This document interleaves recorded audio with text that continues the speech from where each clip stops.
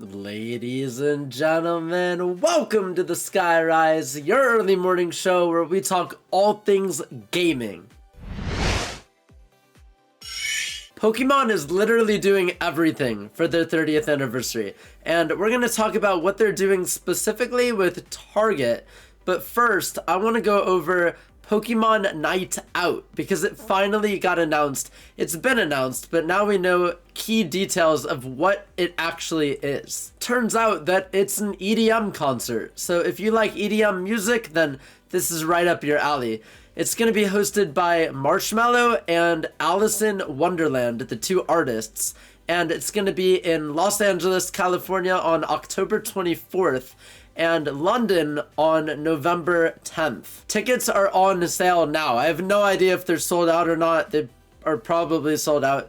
So I'm sure they'll have footage from the events, but it's pretty cool because they've never done something quite like this before. And then the opposite side of the coin, which is Pokemon Day Out instead of Night Out, it's going to be more family focused. We already know that, but we do have a little bit more info that Day Out is going to be in the United States, France, Germany, and Mexico, but we don't really know much more than that. As soon as we get details, I'll be sure to let everybody know. But until then, let's move on to the Twitch top 5. These are the top 5 clips of the week chosen by our amazing Patreon community members. Without further ado, coming in at number 5.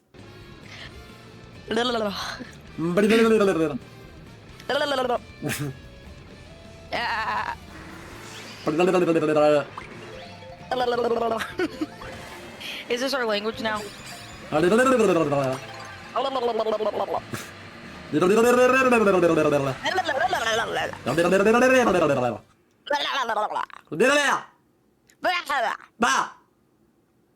we goats now? Yeah, that's going on the Skyrise. For your luck, for your luck, for your luck, for your luck. Yeah, I got it. Finally. So buff Perry over Buzz Lightyear? Yes. Go. Everyone likes Buff Perry. I was not this man got thick thighs. Oh wait. He's got big thighs and a bill. He never ever skips from leg day. He's Perry.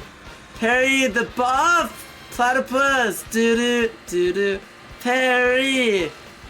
Agent P. Are you even listening to me?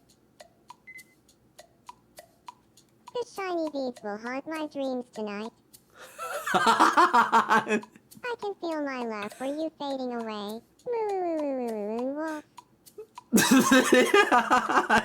That's awesome. I'm saved. Oh my gosh. Yes.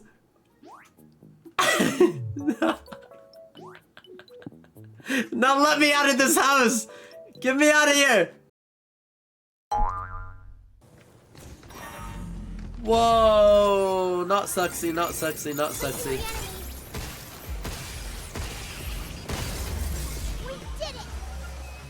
rest of you? But like that one? No. If you want to see these moments and many more live, then be sure to click that Twitch link down in the description below. It's the first link that you see. And come hang out, because I stream every single day, and I would love everybody to be there. The live-action Zelda movie has finally finished filming in New Zealand. Now, I don't know if that means that they're done filming only in New Zealand, and they're going to be filming elsewhere, or if all filming is complete. I would assume all filming is done. And if that's the case, then I predict that we're probably going to see the very first trailer to this live action movie that might be a hit or miss, we don't know. is probably going to be shown either by the end of this year or very, very early next year. I can't wait to be proven wrong by Nintendo, because right now I'm nervous about the movie. I don't know how it's going to go with like real actors and it not being animated, but Nintendo has a good way of proving their audience wrong. So, you know, we'll wait and see. But what we can't wait on is Pokepools. I've been told another very specific pack. So I'm supposed to open a Mega Gyarados pack, but 7 to the left. So we're gonna do that. 1, 2, 3, 4, 5, 6, 7. Okay. Beat something good. We got Skitty, Eevee, Hippopotamus, it doesn't say that, Toxapex, and Furofuro. Be sure to leave me a comment and let me know which pack we're opening next week. Moving right along to what I'm playing. This has been a pretty busy week as far as new game launches. First up is Tomodachi Life Living the Dream. So right when this game was announced, I had a friend who is like always busy go out of his way to DM me, and he's like, you need to buy this game. I'm like, why? And let's just say that now that I've played it, I can easily see why he was so adamant to have me buy the game, because it is entertaining. There's so many funny moments, and even though it's not online, I've been including my community by making me's of them. So hey, if you're watching this and you want to be added into the chaos of my Tomodachi Life game, then join the Discord. There's actually a link to that as well in the description. And if you check the announcements channel, you should see where you can enter in to be able to have your character in my game. The moments are just hilarious. Everything is wacky and quirky and random, but it makes for a very entertaining stream. You can have up to 70 different Miis, so I'm excited for that to happen, and just the amount of insanity that's gonna be unleashed. After this video, make sure to click the link that just popped up in the right hand corner, because it'll give you a little taste of what this game is like, and you'll understand why it's so funny. If you guys end up liking that video, leave me a comment on it and let me know if I should make a part 2 or even multiple parts after that. The other game I've been playing is Pragmata. It released the day after Tomodachi Life, and it's not like any game I've ever played. The gameplay is really unique. You're unable to deal damage to an enemy unless you hack it first. And that's where Diana comes into play. Basically, you're this astronaut named Hugh. Your entire team gets wiped out from a certain event, and you end up being healed by this little girl. She tells you her name, but you decide to call her Diana instead. And she has these amazing abilities where she can hack all other enemy robots. The gameplay itself is very difficult. It kind of reminds me of Luigi's Mansion 3 when you're fighting the second to last boss. And if you're playing solo, you have to control both Luigi and Guigi while fighting the boss, while elements in the game are going on. It's a lot like that. Basically, you never want to stand still, or else you are absolutely screwed. You're constantly moving around, but you have to not only focus on the enemies that are right in front of you, but also the hacking grid on the right that you're using to hack the robots to, again, deal damage to them. I've been using motion controls because it's even more confusing if you don't. And something that keeps personally tripping me up is you're supposed to use the A, B, X, Y buttons on the controller, but as you're hacking these enemies, you're almost going through this maze that's up, down, left, right, and considering the D-pad is on the other side of the controller, which is used for up, down, left, right, and I'm using A, B, X, Y, it's definitely a little bit confusing. As I said, it's a lot more confusing if you don't use motion controls. At least you can aim while half of your attention is on an enemy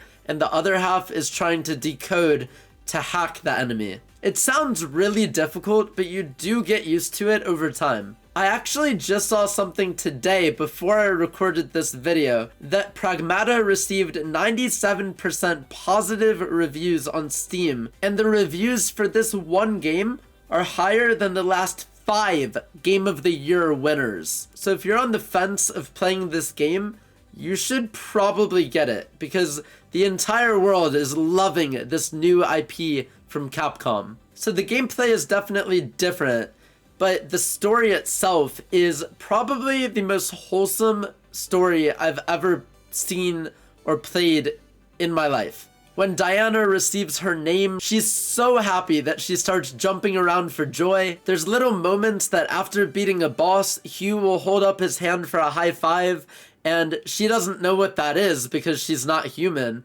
And he has to teach her what a high five is. She acts like a kid, and you have to basically show her the world. Maybe there's a cat that she runs after, and she needs to know that you can't just run off on your own. I don't want to spoil way too much, but it is a very heartfelt game, and I'm excited for the ending, but I almost don't want to know, because these games have a tendency to get you very attached to the characters and then rip them away. I really hope that that's not the case for this game, but there's only one way to find out. So I'm gonna keep playing, and I will get back to everybody on where I'm at in the game. Stay tuned for plenty more of what I'm playing next week. I mentioned it at the beginning of the Skyrise, but the Pokemon Company is doing a collab with Target stores. So let's take a website tour and see everything that they have to offer. So we've made our way to Target.com, and we're gonna check out what kind of merch they have. Obviously everything's limited time. When it's gone, it's gone.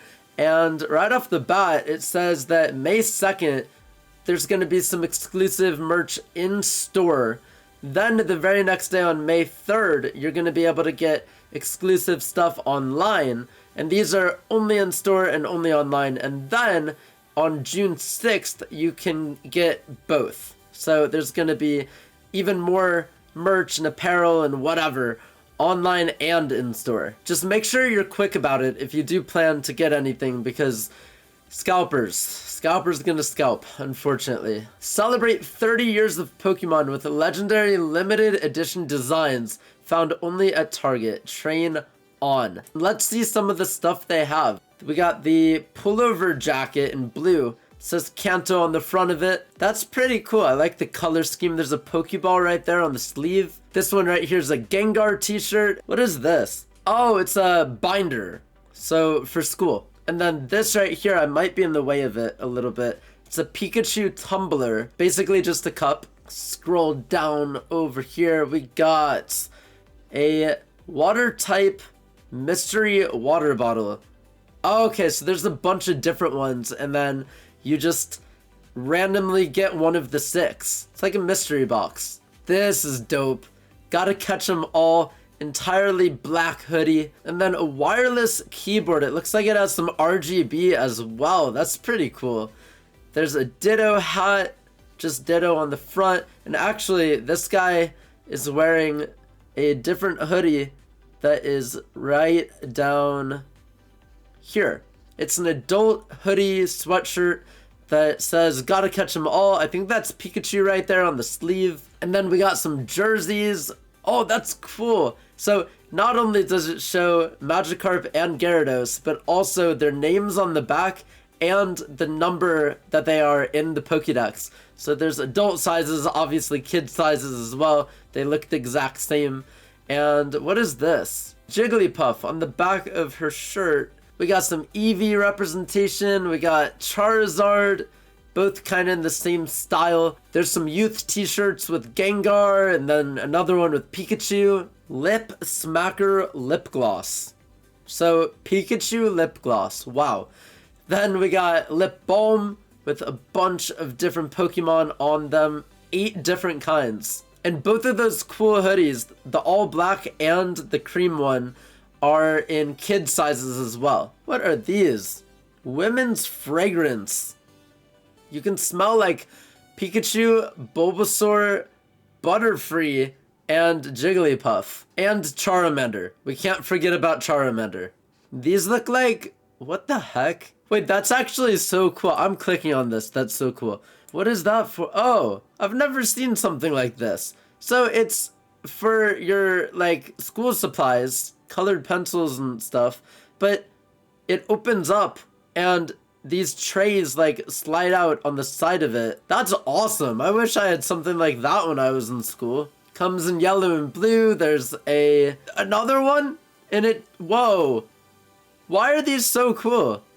Okay, so this one you can use for like makeup and rings, I think. I don't even know what all this is. But it's a case that basically just like is way bigger than what that looks like. Is this one different too? No, these are, okay, so this one's about the same. Just the difference is clear sparkle light blue versus the red and white classic one. Kind of looks like a Pokeball. But that's awesome that they like expand. That entire thing that you see is just in this one little toolbox or school supply box. Whatever you want to put in there. Inked temporary tattoos. Then it looks like there's also nail art tattoos if you want to do your nails, you know, impress all those gamer guys.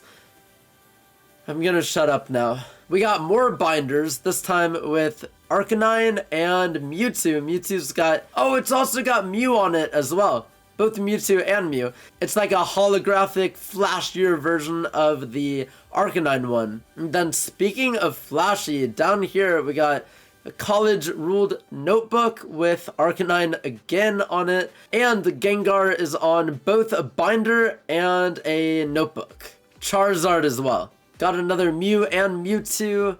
What are these? Wet brush Pokemon Pop and Go. Oh, are these the brushes that can like, they open and then you brush your hair? They're like, I think these are like the collapsible brushes that are easier to carry, and then if you're having a bad hair day, you can keep working on that while you have your brush on you. But there's a Pikachu one and a Jigglypuff one. Pokeball Bag Charm.